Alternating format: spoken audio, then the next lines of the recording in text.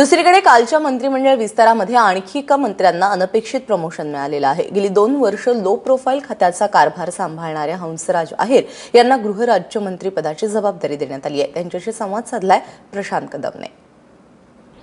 मंत्रिमंडळ विस्ताराच्या कालच्या गर्दीमध्ये खरं तर काल एका महत्त्वाच्या प्रमोशनकडे अनेकांचं लक्ष गेलेलं नाहीये।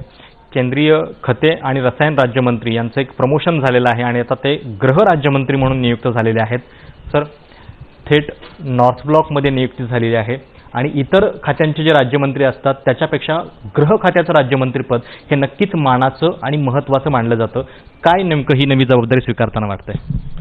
नाही, आपलं म्हणणं खरं आहे की हे स्थान महत्त्वाचं आहे आणि एक मोठी जिम्मेदारी समजून या भारत देश हा अति विशाल देश, जनसंख्येचा देश असताना मागच्या सरकारच्या प्रचंड चुकांमुळे आज अंतर्गत जे काही भारताच्या आत आतंकवादी संघटन, नक्सल मूवमेंट आहे, अजूनही माओवाद आहे, हे फार मोठी आव्हानं समोर उभी केलेली आहेत। या सर्वांसोबतच सुव्यवस्था ही देशाची प्राथमिकता आहे, म्हणून हे खातं खरंच महत्त्वाचं आहे।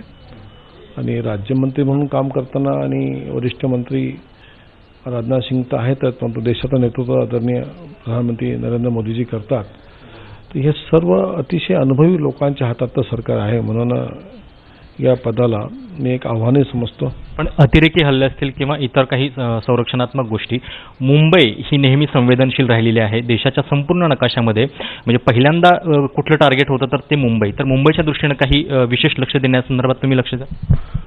नाही, विशेष लक्ष तर पूर्ण देशावर द्यावं लागेल। हा मुंबई हा एका विषय होऊ शकत नाही आणि सध्या तरी सक्षमपणे मंत्रालय काम करत आहे। आज मी या ठिकाणी आलो म्हणून खूप नवीन करावं असं नाही, पण गांभीर्य आणि याच्यामध्ये सजगता ही फार महत्त्वाची असते आणि त्या दिशेनं काम करावं लागेल। मुंबईला सुरक्षित ठेवावं लागेल, महाराष्ट्राला सुरक्षित ठेवावं लागेल आणि सीमावर्ती भाग आणि विशेष कसे मुंबईला जे मागं जे काही आतंकी हल्ले वगैरे झाले होते त्यामध्ये समुद्र किनारपट्टी ही त्यामध्ये एक महत्त्वाचा एक पट्टा आहे। तिथूनही आपली त्या भागातूनही सुरक्षा अजूनही मजबूत करता येईल एक प्रकारे। शेवटचा प्रश्न, नवीन जबाबदारी नेमकी कधी स्वीकारताय? मी आता आज तर शक्य नाही आहे, मी शुक्रवारला किंवा सोमवारला घेईन जबाबदारी। आता मी आमचे आदरणीय मंत्री महोदय राजनाथ सिंगांना भेटलो, प्रधानमंत्र्यांनाही आता भेटून आलो हॉलमध्ये आणि गडकरी साहेबांच्या घरी जाऊन आलो, त्यांना भेटलो। आता सोमवार किंवा शुक्रवार, या शुक्रवारी घेऊ शकतो मी चार्ज। तर हे होते नवे केंद्रीय गृह राज्यमंत्री हंसराज अहिर आणि अतिशय स्वच्छ प्रतिमेचे नेते, ज्यांचं खरं तर एक वेगळ्या अर्थानं एक मोठं प्रमोशन जे आहे ते झालेलं आहे।